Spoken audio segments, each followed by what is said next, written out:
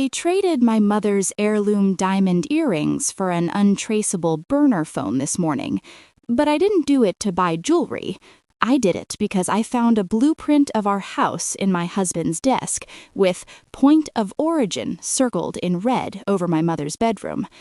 Standing in the dark hallway, the floorboards feel like a thin crust over a volcano.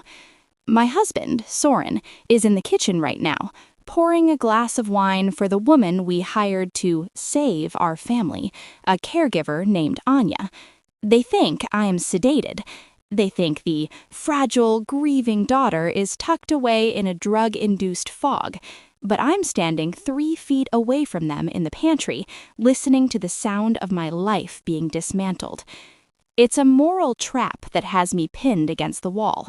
If I call the police now, Soren will show them the medical history Anya has been faking for months, a paper trail that claims I have early onset paranoia and a history of self-harm. If I scream, I'm the crazy wife. If I stay silent, my mother, Beulah, doesn't make it to sunrise. I have to choose. Do I burn the house down myself to force them out, or do I wait until they strike first?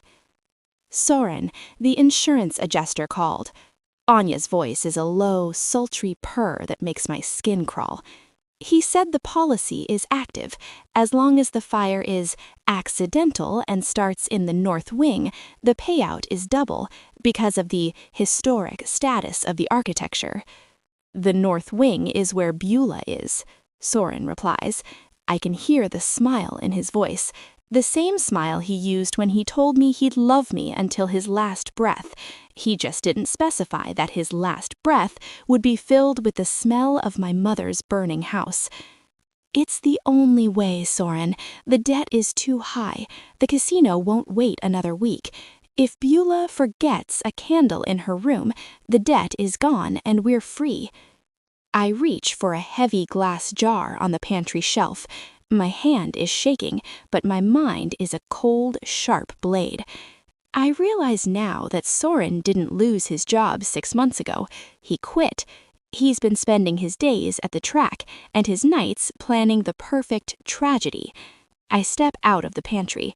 I don't run. I walk into the kitchen, the burner phone hidden in the pocket of my robe. I couldn't sleep, Soren. My voice is a hollow, practiced monotone. Soren and Anya freeze. The air in the room turns to lead. Soren quickly slides a folder under a pile of mail. Maya, honey, you should be in bed, he says, stepping toward me. Anya gave you your tea. You need to rest. The tea tasted like copper, Soren, I say, looking him directly in the eye. So I gave it to the dog. He's been asleep for 4 hours. Should I be worried? Anya's eyes flare with a predatory light. She doesn't look like a nurse anymore. She looks like a wolf that just realized the sheep has a knife. I'll go check on the dog, Anya says, her hand drifting toward the heavy silver tray on the counter. No, I say, you'll go check on my mother. Because if her oxygen sensor drops even 1% tonight, the local precinct gets a pre-recorded message with a recording I just made of this conversation. The betrayal didn't just break my heart, it erased my history. Every memory of the last 10 years, the holidays, the quiet mornings, the promises, was a lie. Soren wasn't a man, he was a project, and Anya was the supervisor. You probably think I should have run out the front door and never looked back. You think a woman in my position should be screaming for the neighbors. But we live on 5 acres of woodland. The nearest neighbor is a mile away, and Soren has the keys to the only car that works. If I run, I'm just a target in the woods. I have to stay in the house. I have to make the house my ally. Soren takes a step toward me. His face is a mask of fake concern, but his eyes are calculating the distance between us. He looks at the burner phone in my hand like it's a detonator. Maya, you're confused. You're having another episode. Let Anya give you something to calm down. You're seeing things that aren't there again. I'm seeing exactly what's there, Soren, I whisper. I back away toward the hallway, my eyes never leaving his hands. I know how he moves. I know the rhythm of his anger. I retreat into the north wing. The air here is colder, smelling of lavender and the medicinal scent of my mother's care. I burst into Beulah's room. She is awake, her eyes wide and terrified. Maya? What's happening? Why is the light off? We are playing a game, Mom, I whisper, leaning my back against her door. The stay quiet game. I look at the visual anchor in her room.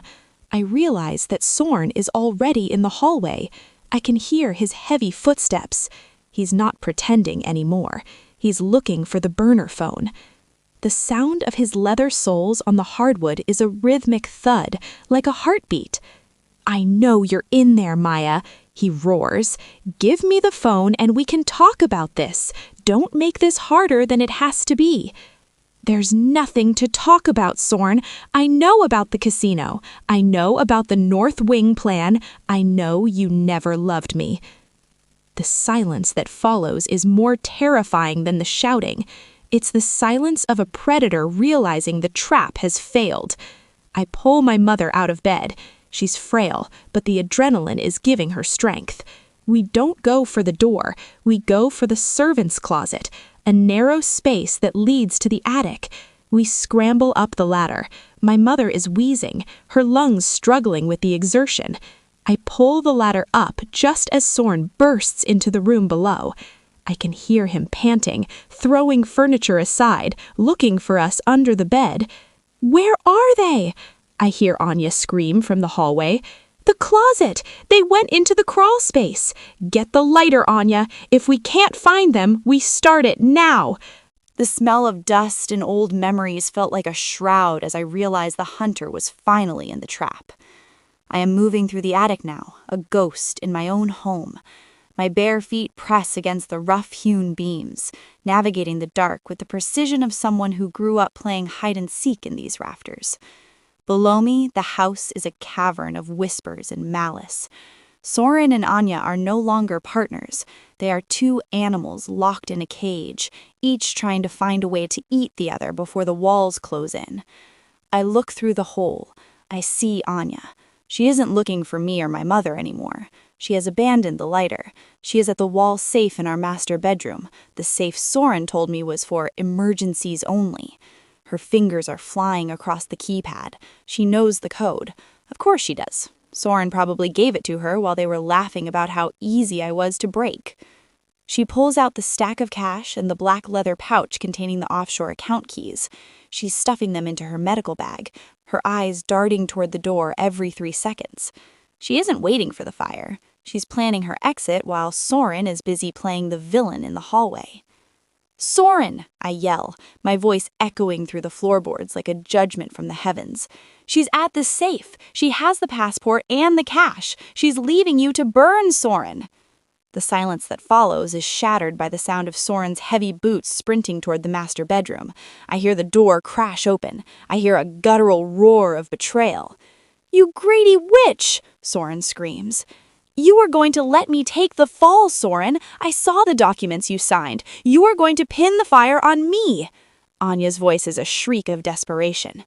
I sit back on my heels, my hand clutching my mother's trembling fingers. I address you now, because I want you to understand the specific weight of this moment. Watching the person you once loved tear apart the person he replaced you with is a special kind of medicine. It's bitter, but it heals the parts of you that were left to rot. The struggle below becomes violent.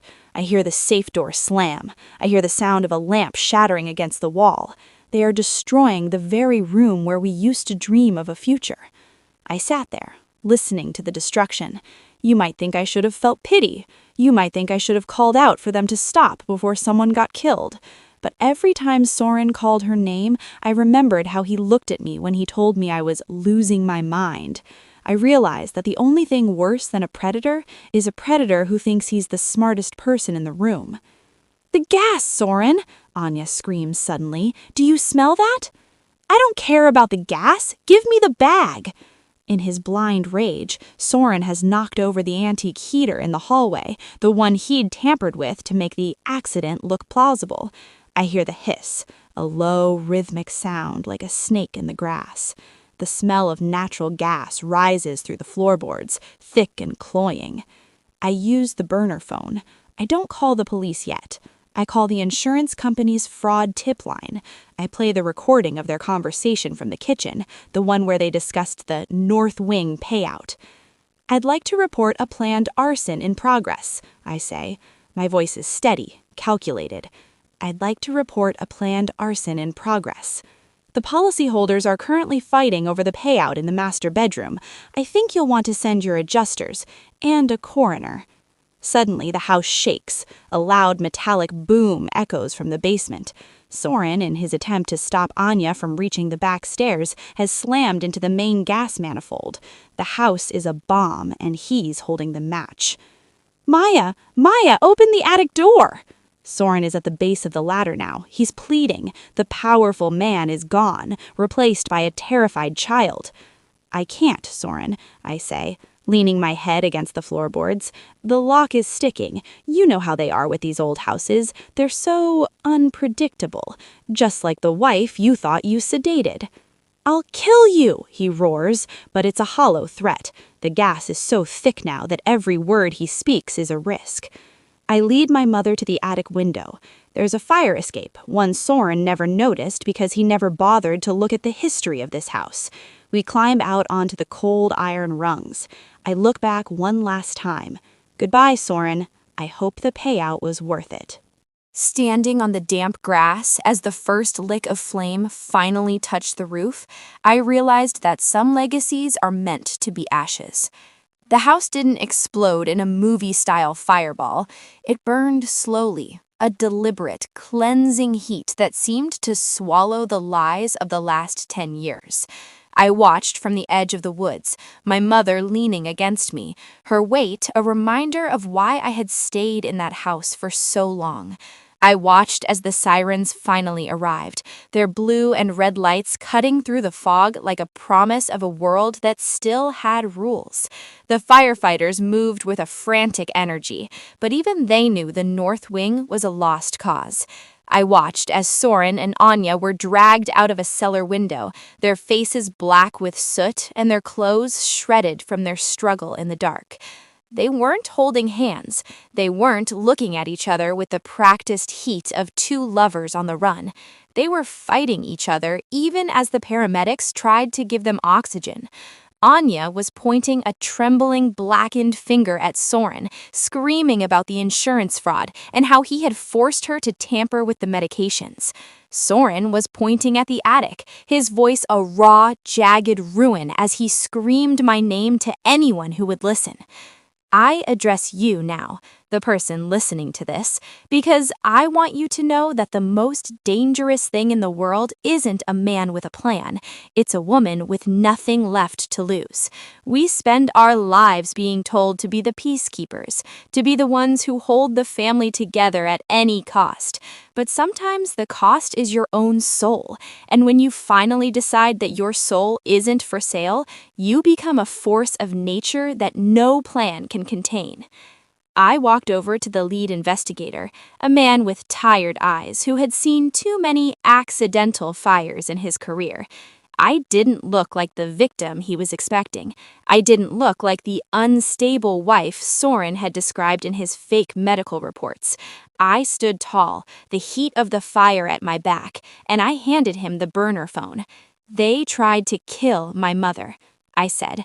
My voice was powerful, victorious. The insurance company's fraud unit was already on the line when the fire call came in. They've been tracking the account activity since you placed that call from the attic. Your husband and his associate won't be going anywhere for a long, long time. The evidence of premeditation is overwhelming. I looked at that rocking horse. It was a relic from a childhood I had tried so hard to protect, and now it was just fuel for the flames. I realized that I wasn't mourning the house. I was mourning the version of myself that believed Soren was a good man. I felt a strange, cold lightness in my chest.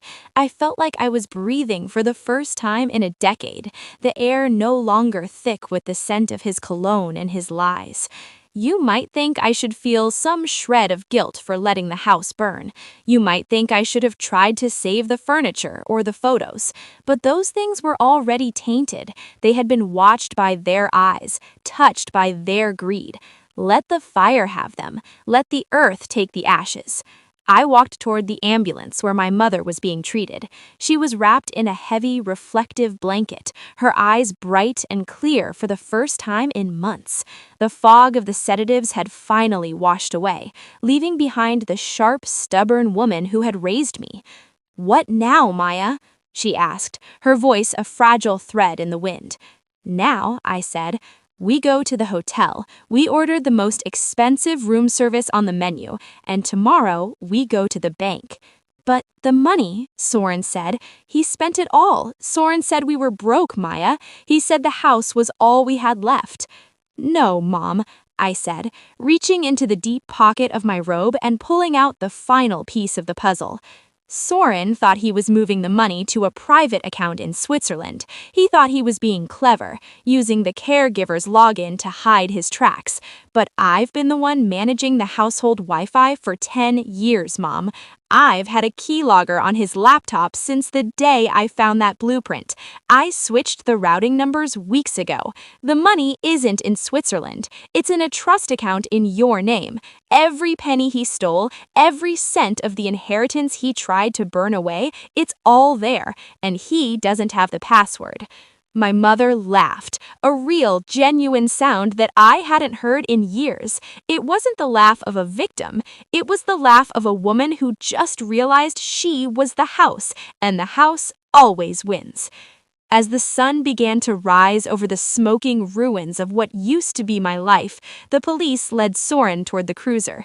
He stopped for a moment, his eyes finding mine across the lawn. He looked like he wanted to scream, to curse me, to plead for one last chance to lie his way out of the handcuffs. He looked at the fire, then at the burner phone in the officer's hand, and finally at me. I didn't give him the satisfaction of a tear or a shout. I just stood there, my arm around my mother, and I gave him a small, polite wave, the kind of wave you give a stranger you're passing on the street. "Goodbye, Soren," I whispered. He was pushed into the back of the car, the door slamming with a finality that echoed across the valley. The house of glass was gone, and in its place was a scorched patch of earth and two women who were finally, truly free. I looked up at the sky. The gray of the smoke was being pushed aside by the gold of the morning. I didn't know where we were going to live or how we would rebuild, but for the first time in my adult life, I wasn't afraid of the answer. "Are you ready, Mom?" I asked. "I've been ready for a long time, Maya." We walked away from the ashes, our shadows stretching out long and thin in front of us, leading the way towards a life where no one would ever tell us what we were allowed to remember again.